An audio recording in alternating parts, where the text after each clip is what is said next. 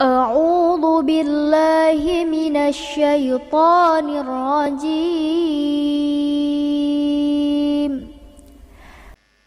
Berapa bagian? Nah, wajah-wajah yang sekarang tampak, Bapak Ibu yang sekarang hadir, itu oleh Al-Quran sejak bulan Sya'ban sekarang ini. Awas hati-hati ya, karena ayatnya turun di bulan Sya'ban. Saya ulangi. Ayat tentang persiapan puasa yang menunjukkan perintah menunaikan ibadah Ramadan itu turunnya bukan saat bulan Ramadan. Turunnya di bulan Sya'ban di tahun kedua Hijrah di hari Senin. Saya ulang ya. Harinya hari apa? Bulannya bulan apa? Tahunnya tahun keberapa? 2. Jadi 2 tahun Nabi berada di Madinah. Turunlah kemudian ayat ini di hari Senin, di bulan ke-8, di bulan Sya'ban. Dan ketika turun, itu panggilan pembukanya langsung membagi orang Islam yang menyatakan beriman kepada 3 golongan. Nanti kita lihat kira-kira malam hari ini kita ada di posisi yang mana. Yuk kita cepat masuk, sekarang izinkan saya langsung masuk ke intinya. 1. Quran surah kedua Al-Baqarah ayat 183. Paling kiri sebelah atas di mushaf. Perhatikan kalimatnya. A'udzubillahi minasyaitonirrajim. Bismillahirrahmanirrahim. Ya ayyuhalladzina amanu kutiba alaikumus kama kutiba alal ladzina min qablikum la'allakum. Baik. Sekarang fokus baik-baik. Ya harfun nida linida'il qarib wal mutawassit wal ba'id. Paham? Tidak. Ya huruf yang khusus digunakan untuk memanggil dengan 3 keadaan objek. Disebutkan sebanyak 361 kali dalam Al-Quran. Ada 14 huruf panggilan di dalam bahasa Arab. Ada A untuk yang dekat. Ada ya, ada ayah, ada wa, dan seterusnya. Tapi dalam Al-Quran dari 14 ini yang digunakan para ibu sekalian, para bapak, itu cuma 1 huruf. Yaitu ya. Dia digunakan untuk memanggil objek dengan 3 jarak. Perhatikan baik-baik. 1 linida'il qarib. Untuk memanggil objek dengan posisi yang dekat. Saya beri contoh, ini ada Pak Wahyani. Saya panggil, ya Sayyid Wahyani. Wahai Pak Wahyani. Karena dekat dengan saya panggil menggunakan ya. Ada jarak yang menengah dari sini. Misal di pertengahan itu misalnya ada Ibu Aisyah misal. Ada yang namanya Aisyah? Misal ya, saya panggil ya Sayyidah Aisyah pakai ya. Dalam jarak yang menengah. Ada yang paling jauh di belakang, misal namanya Ahmad. Saya panggil juga dengan menggunakan ya Ahmad. Jadi huruf ya itu huruf yang paling gampang digunakan untuk memanggil dengan semua jarak. Jadi kalau ibu, bapak sedang tersasar di Mekah, bingung, ingin cari orang bantu, gampang, gak usah sebut nama, bilang 1 huruf. Ya, nengok semua tuh. Balik. Jadi izin Bu, saya punya pengalaman waktu tugas haji 2010. Ini jemaah kita tuh luar biasa. Ada jemaah datang haji nyampe Mekah, tiba-tiba maktabnya lupa. Lantas dia cari-cari ketemu sama askar. Jamaahnya nggak bisa bahasa Arab, askarnya nggak bisa bahasa Indonesia. Cuma orang kita kan pintarnya luar biasa. Ujian aja SKS gitu kan. Sistem kebut. Sekarang 1 jamba. Itu menariknya, karena beliau ada tanda gelang di maktabnya, langsung menghadap ke askar, dia katakan begini, Pak, ihdinas siratal mustaqim. Tolong tunjukkan saya jalan yang tidak muter-muter sampai ke maktab. Jalan lurus itu kan tidak muter-muter ya. Nah yang Arab ini askarnya tidak bisa bahasa Indonesia. Sulit menjelaskan tapi tidak hilang akal. maka dilihat di gelangnya ada maktabnya, diketahui tempatnya, lalu beliau mengarah ke maktab, beliau katakan, Pak, siratal ladzina an'amta alaihim ghairil maghdubi alaihim waladdallin. Ikuti jalan yang ini saja sehingga Bapak nikmat sampai ke maktab, jangan belok-belok takut tersesat atau Bapak dicela orang gitu. Terus. Saya balik. Ya, disebutkan 361 kali dalam Al-Quran. Belum selesai. Ayyuha. Disebutkan 150 kali dalam Al-Quran. Ayyunya munada untuk sifat menguatkan hukum. Haknya tanbih mengingatkan hukum. Pas pelan-pelan. Jadi kalau ada ya ketemu ayyuha, maksudnya dengan kata ayyuha ini Allah meminta semua yang dipanggil dengan semua objek tadi, silahkan fokus seakan-akan Allah katakan begini, hei semua tanpa kecuali, aku tegaskan ya, aku ingatkan ya, ada hal yang penting yang akan aku sampaikan dalam informasi ayat ini. Saya cepat. Alladzina disebutkan sebanyak 1080 kali dalam Al-Quran. Menunjuk semua objek tanpa kecuali. Maaf, mau laki-laki, mau perempuan, besar, kecil, tua, muda, punya status sosial tinggi atau biasa, jika disebutkan, dipanggil dengan alladzina, maka semua tercakup. Sekarang kita gabungkan dari awal sampai akhir. Ya ayyuhalladzina amanu. Ini yang paling pentingnya. Hei semua yang telah menyatakan beriman tanpa kecuali. Aku tak peduli apakah kalian laki-laki atau perempuan, besar, kecil, kaya, cukup, punya jabatan, kedudukan atau tidak. Sepanjang kalian merasa punya iman, maka perhatikanlah, aku tekankan ada informasi yang penting yang akan aku sampaikan. Apa kaitan dengan pertemuan kita? Saya mau tanya sebentar. Semua yang ada di sini merasa beriman atau tidak? Saya ulangi. Jawab yang tegas, kita beriman atau tidak? Ketika kita menyatakan beriman, kira-kira ayat ini berlaku untuk kita atau tidak? Sekarang perhatikan. Ketika kalimat iman dibuka dengan kata ya di dalam Al-Quran, artinya Allah sekaligus memanggil dan membagi pemilik iman itu kepada 3 bagian. Lihat kaitannya. Ya ayyuhalladzina amanu, hei semua yang merasa beriman tanpa kecuali. Yang pemilik iman itu tingkatan imannya beda-beda, terdiri dari 3 golongan utama. 1.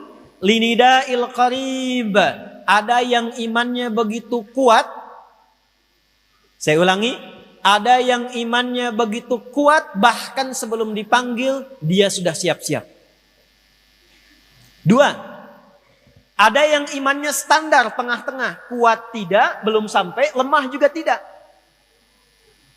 3, saya agak cepat, ada yang imannya kualitas lemah. Sudah diingatkan, sudah sampai, masih belum ingat. Perhatikan baik-baik.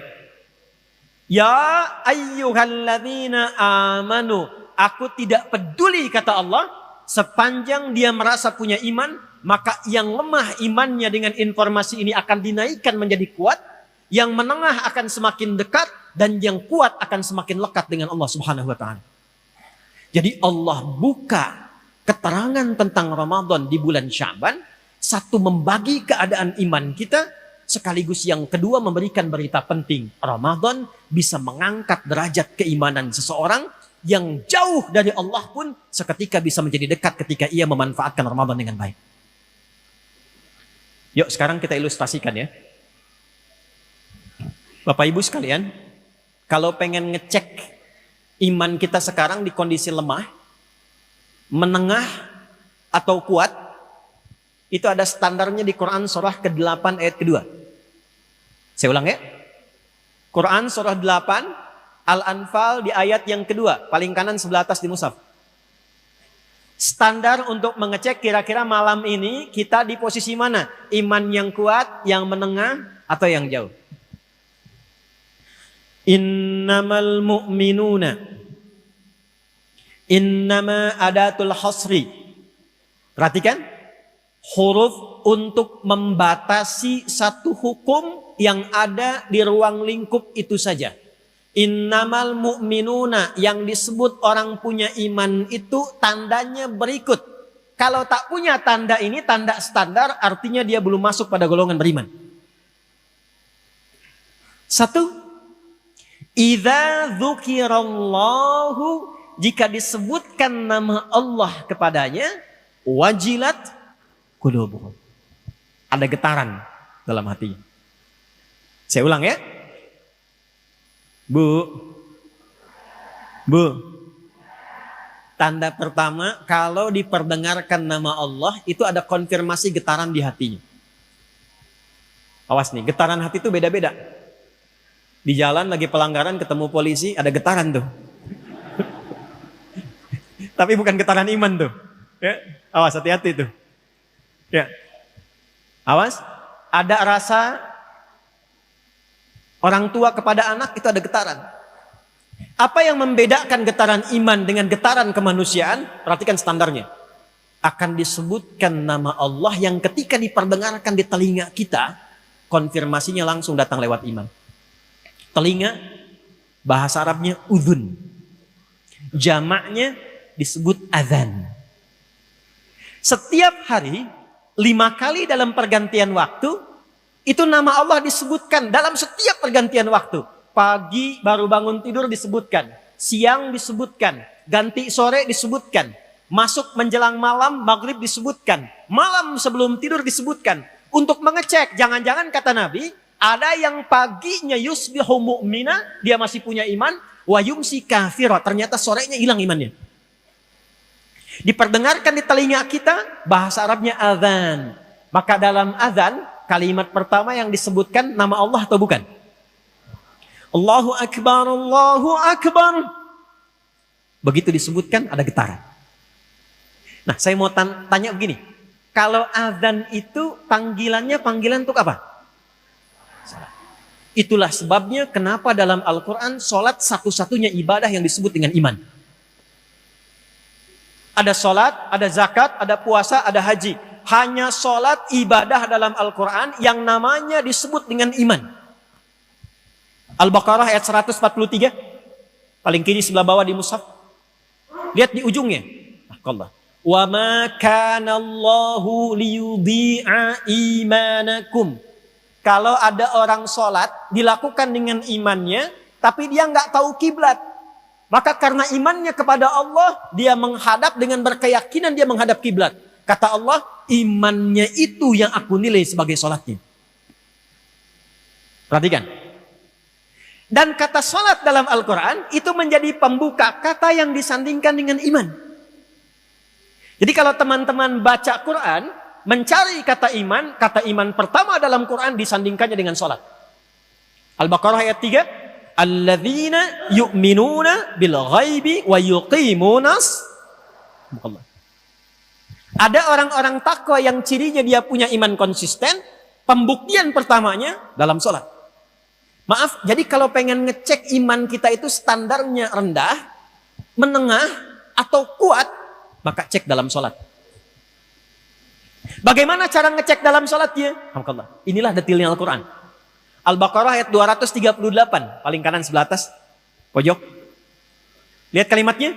Hafizu alas salawati was salatil wusta wa qumu lillahi qanitin. Kata Allah, coba cek, kira-kira orang yang muslim beriman itu tahu waktu sholat untuk menjaganya atau tidak? Yuk sebentar. Subuh besok jam berapa? Oh, jangan lihat sini, nggak ada. 4:35. 4:24. Terjadi perbedaan pendapat waktu sholat subuh. Di mana ini ahli hisab nih? Ya, ini menunjukkan kita datang dari tempat yang berbeda-beda, ya. Baik, kita ambil yang standar, misal 4:35. 4:27. Tadi di Lanut 4:26 saya. Ambil 4:27 lah ya, izin Pak ya. 4:27, 4:35 komat beliau.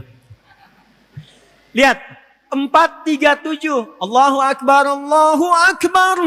437. Begitu dipanggil, saat dipanggil kita langsung sadar, ya Allah sudah azan, siap-siap sholat. Ini adalah menunjukkan iman yang standar.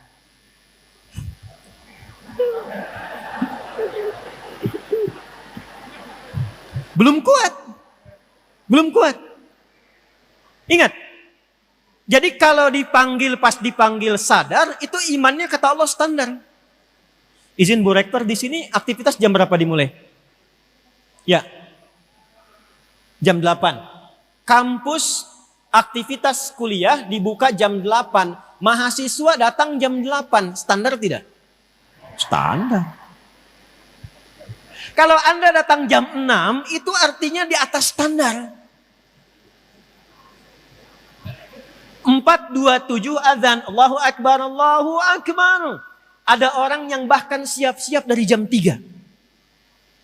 Disebutkan di Quran, dia nunggu pemanasan dulu supaya subuhnya itu optimal. Dia tahajud dulu, dia istighfar dulu, dia tunggu sampai tiba waktu subuh. Itu yang tadi saya bacakan, rakaat kedua dalam salat Isya. Quran surah 51 ayat 15 sampai dengan ayat 18. Itu adalah tentang orang ahli surga yang masuk surga dari taman surga yang disifati oleh Allah sedang beraktivitas di bumi.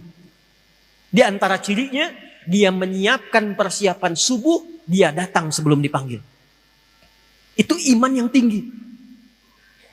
Jadi kalau 427 dipanggil Anda datang, itu standar.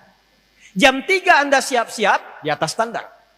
Tapi kalau 427 dipanggil Anda baru sadar jam 7.42, nah itulah wajah-wajah iman terlemah itu. Ya. Nah, ketika ayat Ramadan ini dibuka dan turun, ini maksud saya, turunnya bulan Sya'ban dibuka dengan panggilan iman, diawali dengan kata ya, Allah itu maha tahu. Semua orang beriman tuh tingkat imannya nggak sama. Tadi aja sholat kan ada yang nunggu qomat dulu. Ya kan?